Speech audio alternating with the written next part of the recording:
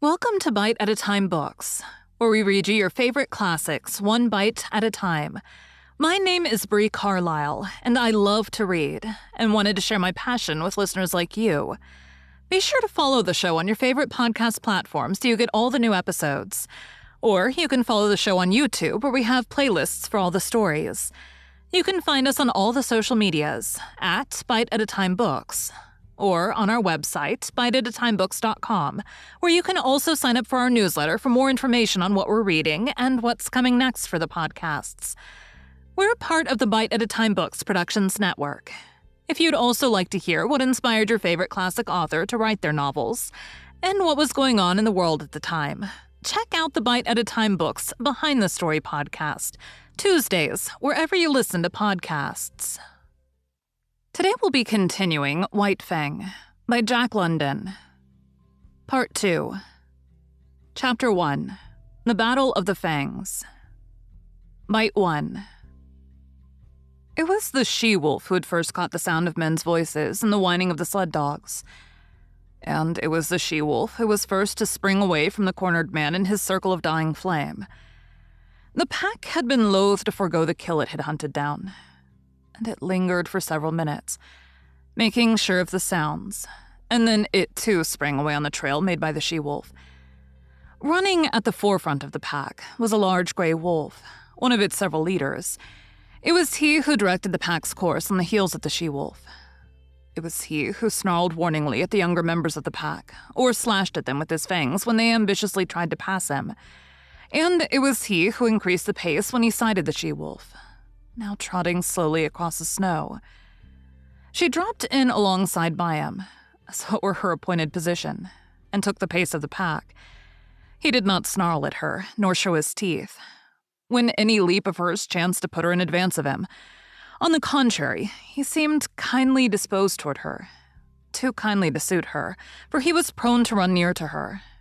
And when he ran too near, it was she who snarled and showed her teeth. Nor was she above slashing his shoulder sharply on occasion. At such times, he betrayed no anger. He merely sprang to the side and ran stiffly ahead for several awkward leaps, in carriage and conduct resembling an abashed country swain. This was his one trouble in the running of the pack. But she had other troubles. On her other side ran a gaunt old wolf, grizzled and marked with the scars of many battles. He always ran on her right side. The fact that he had but one eye, and that the left eye might account for this. He also was addicted to crowding her, to veering toward her till his scarred muzzle touched her body, or shoulder, or neck. As with the running mate on the left, she repelled these attentions with her teeth. But when both bestowed their attentions at the same time, she was roughly jostled, being compelled with quick snaps to either side to drive both lovers away, and at the same time to maintain her forward leap at the pack and see the way of her feet before her. At such times, her running mates flashed their teeth and growled threateningly across at each other. They might have fought, but even wooing and its rivalry waited upon the more pressing hunger need of the pack. After each repulse, when the old wolf sheered abruptly away from the sharp-toothed object of his desire, he shouldered against a young 3-year-old that ran on his blind right side. This young wolf had attained his full size, and considering the weak and famished condition of the pack, he possessed more than the average vigor and spirit. Nevertheless, he ran with his head even with the shoulder of his one-eyed elder. When he ventured to run abreast of the older wolf, which was seldom, a snarl and a snap sent him back even with the shoulder again. Sometimes, however, he dropped cautiously and slowly behind, and edged in between the old leader and the she-wolf. This was doubly resented, even triply resented. When she snarled her displeasure, the old leader would whirl on the 3-year-old. Sometimes she whirled with him, and sometimes the young leader on the left whirled too. At such times, confronted by 3 sets of savage teeth, the young wolf stopped precipitately, throwing himself back on his haunches with 4 legs stiff, mouth menacing, and mane bristling. This confusion in the front of the moving pack always caused confusion in the rear. The wolves behind collided with the young wolf and expressed their displeasure by administering sharp nips on his hind legs and flanks. He was laying up trouble for himself, for lack of food, and short tempers went together. But with the boundless feint of youth, he persisted in repeating the maneuver every little while, though it never succeeded in gaining anything for him but discomfiture. Had there been food, love-making and fighting would have gone on apace, and the pack formation would have been broken up. But the situation of the pack was desperate. It was lean, with long-standing hunger. It ran below its ordinary speed. At the rear limped the weak members, the very young and the very old. At the front were the strongest. Yet all were more like skeletons than full-bodied wolves. Nevertheless, with the exception of the ones that limped, the movements of the animals were effortless and tireless.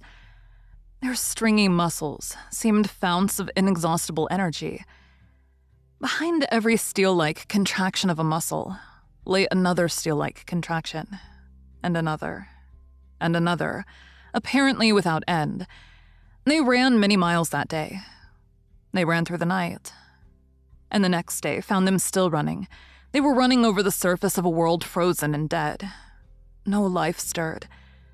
They alone moved through the vast inertness. They alone were alive, and they sought for other things that were alive in order that they might devour them and continue to live. They crossed low divides and ranged a dozen small streams in a lower-lying country before their quest was rewarded. Then they came upon moose. It was a big bull they first found. Here was meat and life, and it was guarded by no mysterious fires, nor flying missiles of flame. Splay hoofs and palmated antlers they knew, and they flung their customary patience and caution to the wind. It was a brief fight, and fierce. The big bull was beset on every side. He ripped them open, or split their skulls with shrewdly driven blows of his great hoofs. He crushed them and broke them on his large horns. He stamped them into the snow under him in the wallowing struggle. But he was foredoomed. And he went down with the she-wolf tearing savagely at his throat, and with other teeth fixed everywhere upon him, devouring him alive, before ever his last struggle ceased, or his last damage had been wrought. There was food in plenty. The bull weighed over 800 pounds, full 20 pounds of meat per mouth for the 40-odd wolves of the pack. But if they could fast prodigiously, they could feed prodigiously. And soon, a few scattered bones were all that remained of the splendid live brute that had faced the pack a few hours before. There was now much resting and sleeping. With full stomachs, bickering and quarreling began among the younger males, and this continued through the few days that followed, before the breaking up of the pack. The famine was over. The wolves were now in the country of game, and though they still hunted in pack, they hunted more cautiously, cutting out heavy cows or crippled old bulls from the small moose herds they ran across. There came a day in this land of plenty when the wolf pack split in half and went in different directions. The she-wolf, the young leader on her left, and the one-eyed elder on her right, led their half of the pack down to the Mackenzie River and across into the lake country to the east. Each day this remnant of the pack dwindled. 2 by 2, male and female, the wolves were deserting. Occasionally, a solitary male was driven out by the sharp teeth of his rivals. In the end, there remained only 4. The she-wolf, the young leader, the one-eyed one, and the ambitious 3-year-old. The she-wolf had by now developed a ferocious temper. Her 3 suitors all bore the marks of her teeth, yet they never replied in kind, never defended themselves against her. They turned their shoulders to her most savage slashes, and with wagging tails and mincing steps strove to placate her wrath. But if they were all mildness toward her, they were all fierceness toward one another. The 3-year-old grew too ambitious in his fierceness. He caught the one-eyed elder on his blind side and ripped his ear into ribbons. Though the grizzled old fellow could see only on one side, against the youth and vigor of the other, he brought into play the wisdom of long years of experience. His lost eye and his scarred muzzle bore evidence to the nature of his experience. He had survived too many battles to be in doubt for a moment about what to do. The battle began fairly, but it did not end fairly. There was no telling what the outcome would have been, for the 3rd wolf joined the elder, And together, old leader and young leader, they attacked the ambitious 3-year-old and proceeded to destroy him.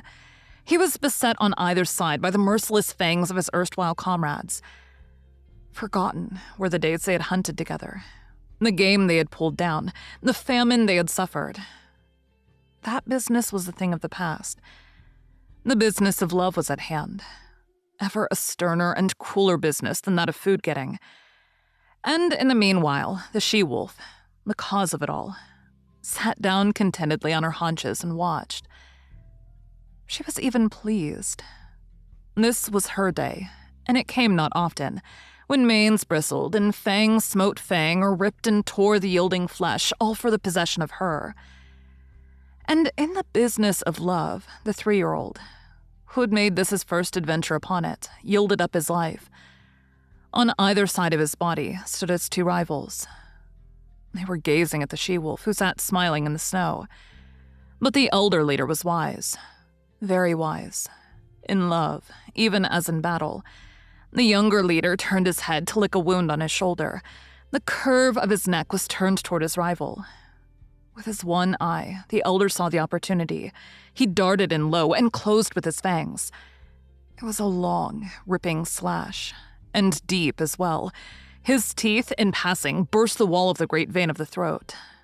Then he leapt clear. Thank you for joining Bite at a Time Books today, while we read a bite of one of your favorite classics. Again, my name is Bree Carlile, and I hope you join us tomorrow for the next bite of White Fang. If you enjoyed our show, be sure to follow us so you get all the new episodes. We would also love for you to drop us a rating on your favorite podcast platform. You can catch us on all the social medias at Bite at a Time Books, or check out our website, biteatatimebooks.com, where you can sign up for our newsletter. Our show is part of the Bite at a Time Books Productions Network. If you would also like to hear about the authors who write the books we read on the show, check out the Bite at a Time Books Behind the Story podcast, wherever you listen to podcasts, or on biteatatimebooksbehindthestory.com.